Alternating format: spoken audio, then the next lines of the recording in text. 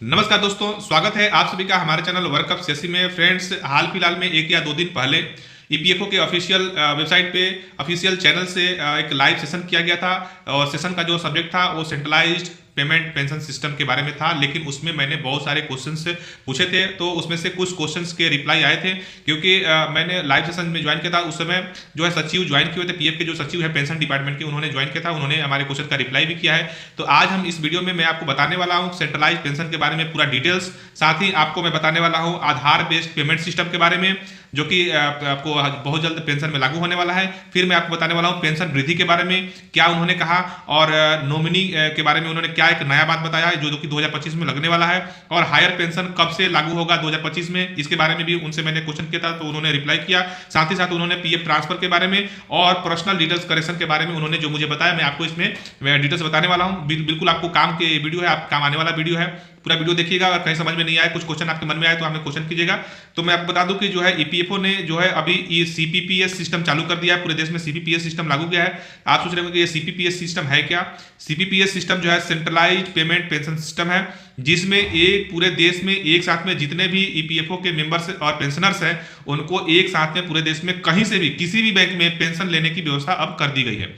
तो आप सोच रहे होंगे कि इसमें नया क्या है। नया यह है कि पहले अभी जो वर्तमान में जो सिस्टम था, सिस्टम ये था कि जब भी आपको पेंशन के लिए अप्लाई करते थे, फॉर्म 10D भरते थे, तो आपने कभी भरा नहीं होगा। अगर भरते तो आपको पता चलता है, या फिर किसी ने बहुत सारे लोग भरा भी होगा तो उनको पता होगा कि आपके पीएफ में कोई भी बैंक अकाउंट लिंक है उससे उसको कोई मतलब नहीं होता था। जब आप पेंशन के लिए अप्लाई करते थे तो उस समय आपसे एक बैंक अकाउंट के पूछा जाता था, आईएफएससी कोड पूछा जाता था, जो कि पीएफ से कुछ खास चुनिंदा बैंक का ही नाम उसमें लिस्ट में आता था, जैसे कि ICICI bank, SBI bank, Punjab national bank और कुछ चुनिंदा 2-4 बैंक जो कि आपके पीएफ ऑफिस से लिंक है। उसी बैंक में पीएफ जो है आपको पेंशन देती थी। लेकिन अब किसी भी बैंक में, कोई भी प्राइवेट बैंक हो, सरकारी बैंक हो, किसी भी बैंक में आपका पास खाता है तो आप उसमें पेंशन अपना ले सकते हैं। साथ ही साथ दूसरा उन्होंने यह बताया कि अब आपको पीपीओ जारी करने में पीएफ को ऑफिस को डिले नहीं होगा, तुरंत पीपीओ जारी हो जाएगा। क्यों जारी, पहले डिले क्यों होता था। जैसे आप महाराष्ट्र के किसी कंपनी में काम कर रहे हैं और आपका पीएफ ऑफिस महाराष्ट्र मुंबई में है और आप रहने वाले कोलकाता के हैं या बिहार के हैं या यूपी के हैं और आपका खाता भी वहीं का है, तो जब आप पेंशन के लिए अप्लाई करते थे तो आप पीएफ ऑफिस, आपका जो मुंबई का पीएफ ऑफिस है, वो एक पीपीओ जारी करता था और उस पीपीओ को आपके जो ब्रांच है वहां पे ट्रांसफर करता था। इसमें बहुत ज्यादा समय लगता था इस प्रोसेस में। पहले पुराने समय में इसको बाई पोस्ट भेजा जाता था, लेकिन अब हाल फिलहाल में इसमें अपडेट करके बाई मेल वगैरह सिस्टम किया गया था, फिर भी इसमें काफी समय लग जाता था। साथ ही इसमें डॉक्यूमेंटेशन का बहुत लंबा प्रोसेस था, फिर आपको बैंक में जाकर आपको एक अंडरटेकिंग फॉर्म भरना पड़ता था। ये सभी जो है इसमें सिस्टम को बिल्कुल पारदर्शी और बिल्कुल सरल बना दिया गया है। अब आपको अंडरटेकिंग का जो उन्होंने बताया कि अंडरटेकिंग का जो फॉर्म भरना है उसमें को भी अब ऑनलाइन किया जा रहा है। आपको अंडरटेकिंग फॉर्म भी अब बैंक में जाकर देने की जरूरत नहीं है, आपको ऑनलाइन ही अब अंडरटेकिंग फॉर्म भी आप कर पाएंगे। ये होगा सेंट्रलाइज पेंशन सिस्टम, यानी कि आप देश के किसी भी बैंक में, किसी भी शाखा से, किसी भी बैंक से आप तुरंत पेंशन प्राप्त कर पाएंगे। ये बहुत बड़ा उन्होंने अपडेट किया है। दूसरा उन्होंने बताया आधार बेस्ड पेमेंट सिस्टम, यानी कि यदि आप लोगों ने अभी तक अपने बैंक अकाउंट में आधार लिंक नहीं करवाया तो जल्द ही अपने बैंक अकाउंट में आधार लिंक करवा लें। इसलिए क्योंकि अब जो पेमेंट सिस्टम जिस पे काम हो रहा है 1 से 1.5 महीने में लागू हो जाएगा कि वो आधार बेस्ड होगा। जैसे कि आपका कोई भी सब्सिडी का पैसा आता है, कैसे आता है, आधार बेस्ड के हिसाब से आता है। आपको क्या होता है कि आपके जो आधार कार्ड में जो भी वर्तमान बैंक लिंक है उसमें आपके सब्सिडी का पैसा आ जाता है। आप लोगों ने ऑब्जर्व किया होगा कि कभी कभी आपके आईडीबीआई बैंक में सब्सिडी का पैसा आ जाता है, कभी एसबीआई में आ जाता है, यानी कि उस आधार में जो बैंक लिंक है, जो वर्तमान एक्टिव बैंक है, उस लिंक बैंक में ऑटोमेटिक पेंशन का पैसा आना चालू हो जाएगा। यानी कि जो आप मान लेते हैं अभी अपने आईसीआईसी बैंक में अकाउंट खोल कर रखा है, कुछ दिनों के बाद आपने आईसीआईसी बैंक बंद कर दिया और आईडीबीआई बैंक में खाता खुलवा लिया, वहां पे अपने आधार लिंक कर दिया, तो जैसे अगले महीने आपका पेमेंट पेंशन का जो अमाउंट आएगा वह डिटेक्ट कर लेगा कि आपके आधार में जो अब आईसीआईसी बैंक नया बैंक लिंक हो गया है और पुराना बैंक बंद हो गया। ऑटोमेटिक उस आधार में जो बैंक लिंक रहेगा ऑटोमेटिक उस आधार वाले बैंक खाते में आपका पेंशन का पैसा आ जाएगा। तो आप कितना बार भी बैंक अकाउंट चेंज कीजिए, अब ट्रांसफर वगैरह कराने का लफड़ा से खत्म हो जाएगा मुक्ति। क्योंकि आप जब एक स्टेट से दूसरे स्टेट में आपका ट्रांसफर होता था तो उस समय ट्रांसफर करवाने का एक बहुत बड़ा झंझट रहता था लोगों के साथ में, इससे मुक्ति मिल जाएगा। तो आप लोगों ने अभी तक अगर अपने बैंक खाता में आपने आधार कार्ड लिंक नहीं करवाया तो आधार कार्ड लिंक जरूर करवा लें। और दूसरा कि यदि आपके पीएफ खाते में यूएन में अगर आधार लिंक नहीं है तो उसको भी लिंक करवा दें, और आपका यूएन अगर एक्टिवेट नहीं है तो उसको भी एक्टिवेट कर लें। जा रहे हैं जिसमें आपको अकाउंट नंबर देने की या बदलने की जरूरत ही नहीं पड़ेगी। आपका जो भी बैंक अकाउंट आधार से लिंक होगा, जिसको आधार इनेबल्ड बैंक अकाउंट कहते हैं, आपको आधार के माध्यम से उसी में पेंशन दी जाएगी। अभी ये सिस्टम के लिए डिज़ाइनिंग हो रही है और हम लोग देख रहे हैं कि हमारे सिस्टम की क्या क्या रिक्वायरमेंट है। और हो गया। तीसरा था नॉमिनेशन के बारे में, मैंने पूछा था कि नॉमिनी के बारे में, तो उन्होंने नॉमिनी के बारे में दो मुख्य बातें बताया जो आजकल लोग मैक्सिमम 99% लोग नहीं करते हैं।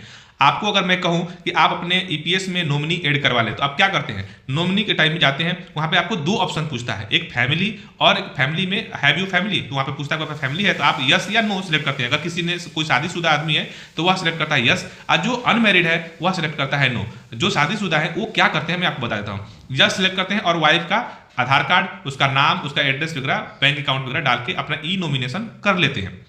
लेकिन अगर जिसके पास फैमिली नहीं है, मैरिड नहीं है, तो वो क्या करते हैं, अपने माता पिता में से किसी एक का नाम डालते हैं और वह भी नॉमिनी कर लेते हैं। लेकिन गलती यहां पर क्या होता है, यदि आप फैमिली वाले हैं, आप शादीशुदा हैं, तो आप यस करते हैं, वहां पे आपके वाइफ का नाम, आपके 2 या 3 बेटों बेटियां जितना भी है उन सबका नाम डालना होता है। यह लोग गलती करते हैं, सबका वो सोचते हैं कि फैमिली का नाम डाल दिया, बच्चों का नाम डालने की क्या जरूरत है। जरूरत यह है कि जो फैमिली पेंशन होता है वो अलग हिसाब किताब है उसका, क्योंकि फैमिली पेंशन में क्या सिस्टम होता है, कोई मेंबर कर नहीं रहा, डेथ हो गया उसका, तो उसके परिवार को तो पेंशन मिलता ही है, उसके 2 बच्चे जो कि 25 वर्ष के जब तक नहीं हो जाते उनको भी पेंशन मिलता है। अगर कोई ऐसा बच्चा जो कि विकलांग है उसको पूरे जीवन उसको पेंशन मिलता है। तो इस तरह से उस पेंशन का सिस्टम है। अगर उसके 3 बच्चे हैं तो पहले 2 बच्चे को मिलेगा, अगर पहला 2 बच्चा 25 वर्ष का हो गया तो फिर तीसरे बच्चे को पेंशन मिलता है। ये इस तरह का सिस्टम है। तो इसलिए 58 वर्ष उम्र पूरा होने से पहले आप अपने पीएफ में अपना ई नॉमिनेशन करा लें। अगर आपके पास फैमिली है तो अपने वाइफ के नाम के साथ साथ अपने बच्चों का भी नाम अवश्य ऐड करवाएं, जरूर जुड़वाएं। ज़्यादातर लोग नहीं जुड़वाते हैं, आप ज़्यादातर लोगों को देखेंगे तो फैमिली का नाम ऐड, फैमिली का वाइफ का नाम ऐड कर देते हैं, बच्चों का नाम नहीं ऐड करवाते हैं। और बहुत सारे लोगों के मन में एक कंफ्यूजन यह भी रहता है कि लोग सोचते हैं कि बच्चे जिसका 18 वर्ष हो गया उसके बाद 18 वर्ष के बाद बच्चों को पेंशन नहीं मिलेगा। तो ऐसा नहीं है। जो फैमिली पेंशन के अंतर्गत 25 वर्ष के आयु तक के 2 बच्चों को पेंशन दिया जाता है। ये हो गया नॉमिनेशन से संबंधित। और दूसरा, अगर कोई अनमैरिड है तो वह अपने माता पिता को आश्रित पेंशन के रूप में माता पिता को नॉमिनेट तो करा ही सकते हैं। साथ ही साथ अगर किसी की माता पिता भी नहीं है तो ऐसे कंडीशन में वह जिनको चाहे अपने कोई भी रिलेटिव हो उसको नॉमिनी में ऐड कर सकते हैं। नॉमिनी का हो गया। मैं तीसरा क्वेश्चन पूछा था हायर पेंशन के बारे में कि हायर पेंशन कब से लागू होने वाला है, कब से मिलने वाला है। तो देखिए, जितने भी हायर पेंशन के लोगों ने अप्लाई किया था सबके बारे में बहुत तेजी से काम हो रहा है।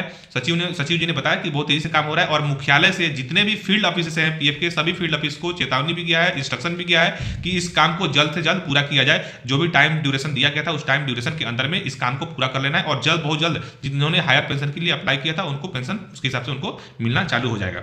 नेक्स्ट है पीएफ ट्रांसफर को लेकर उन्होंने एक बहुत बड़ा अपडेट बताया और अपडेट यह है कि अब आपके जो पीएफ का पैसा ट्रांसफर का जो सिस्टम है वो ऑटोमेटिक होने वाला है, मतलब हो ही गया, लागू होगा, जनवरी से लागू हो गया है, ऑटोमेटिक ट्रांसफर होगा। इसमें क्या है कि आपका पीएफ ट्रांसफर अगर आपने एक कंपनी छोड़ा दूसरी कंपनी में ज्वाइन किया तो आपके प्रीवियस कंपनी में से जो पीएफ है और का अमाउंट है वो नए कंपनी में ऑटोमेटिक ट्रांसफर हो जाएगा। अगर उस दोनों में, लेकिन दोनों इवन में आपका आधार, दोनों इवन नहीं कर सकते, एक इवन होगा तो उस इवन के अंदर में 2 पीएफ अकाउंट होंगे। आधार लिंक होना चाहिए। यह प्रक्रिया जो है आप जितने भी अनएग्जेम्प्टेड कंपनियां हैं, अनएग्जेम्प्टेड, उनके लिए सभी लागू होगा और ट्रांसफर ऑटोमेटिक होगा। इसमें कंपनी पे लोगों की मेंबर्स की निर्भरता जो है कम कर दी गई है, ताकि कंपनियां इसमें क्या करती थी, जैसे कि कोई अप्लाई कर दिया पेंशन पीएफ के पैसे को ट्रांसफर के लिए तो वो 15 दिन 20 दिन महीना दिन कंपनी के अप्रूवल के लिए लटका रहता था।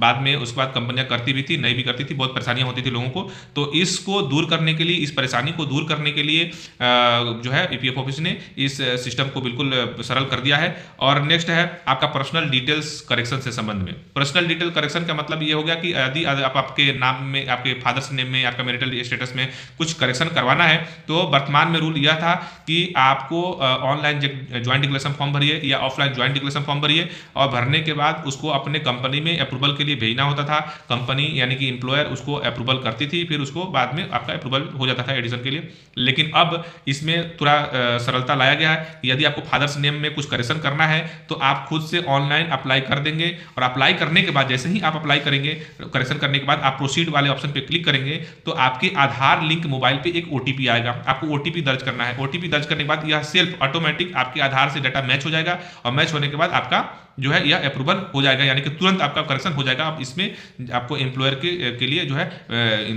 रिक्वेस्ट करने की जरूरत नहीं है, डायरेक्ट हो जाएगा। और इसमें खास बात यह है कि आपको इसमें कोई डॉक्यूमेंट अपलोड करने की भी जरूरत नहीं है। तो ये सब थी नए अपडेट्स इसके बारे में। तो आपको यह अपडेट कैसा लगा प्लीज़ आप लोग इस वीडियो पे कमेंट करके जरूर बताएं कि अपडेट कैसा लगा। और हायर जो पेंशन हाइक के बारे में भी क्वेश्चन किया गया था, तो पेंशन हाइक के बारे में यह बताया गया कि जितने भी हमारे संस्थाएं हैं, श्रम संस्थाएं जितने भी हैं हमारे संस्थाएं देश में, उन्होंने रिकमेंडेशन भेजा है गवर्नमेंट के पास और इस पे तेजी से काम हो रहा है, उन्होंने बताया। मैं आपको एक वीडियो क्लिप भी दिखाता हूँ, आप देख सकते हैं यहाँ पे उन्होंने क्या कहा। बहुत सारे सवाल मैं देख रहा हूँ कि मिनिमम पेंशन बढ़ाने पर है, तो इसमें मैं यही कहना चाहूँगा कि हमारी स्कीम जैसी स्कीम बनी हुई है, ये भारत सरकार की स्कीम है, इसमें EPFO एक इम्प्लीमेंटिंग एजेंसी है।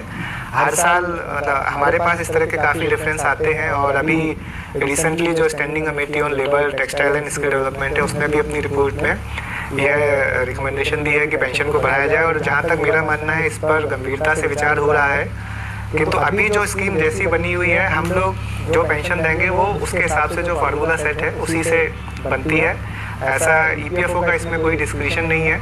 जैसा सरकार स्कीम में अगर कोई अमेंडमेंट बढ़ाने के लिए करेगी, जैसा कि 2014 में हुआ था जब मिनिमम पेंशन पहली बार 1000 बनाई गई थी, अब 10 साल हो गए हैं, तो ये समय है कि इसको बढ़ाया जाए। बट ये सरकार इस पर मेरे ख्याल से विचार कर रही है और जैसे ही सरकार इस पर कोई अमेंडमेंट देगी या कोई ऑफिशियल डायरेक्शन देगी, उसके हिसाब से ही ये स्कीम में परिवर्तन किया जाएगा और लोगों की पेंशन उसी हिसाब से निर्धारित की जाएगी। हाँ, तो उन्होंने कहा कि भाई इस पर बहुत तेजी से काम चल रहा है और जैसे ही गवर्नमेंट का कुछ इंस्ट्रक्शन आता है, इसको EPF तुरंत लागू कर देगी। तो आपने देखा कि पेंशन के बारे में भी सवाल पूछा गया था, तो आपके जितने भी डाउट्स थे लगभग क्लियर हो चुके होंगे और मन में किसी प्रकार की इससे संबंधित कोई डाउट आपके मन में है तो आप हमें कमेंट जरूर करें, आप अपना फीडबैक जरूर दें। और आपको क्या लगता है कि आपको पेंशन हाइक होने वाला है, पेंशन बढ़ सकता है, या आपके हायर पेंशन के बारे में क्या राय है कि आपकी मतलब गवर्नमेंट क्या इसके बारे में डिसीजन लेगी, आप अपनी राय भी जरूर दें। और सेंट्रलाइज पेंशन सिस्टम जो अभी EPFO ने चालू किया, देर से ही किया लेकिन किया, तो इसमें और क्या सुधार करना चाहिए आप लोग कमेंट में जरूर बताएं। और वीडियो आप लोगों ने पूरा देखा तो वीडियो को लाइक अवश्य करें और लाइक करें, और चैनल पर पहली बार वीडियो देख रहे हैं तो चैनल को सब्सक्राइब करना ना भूलें।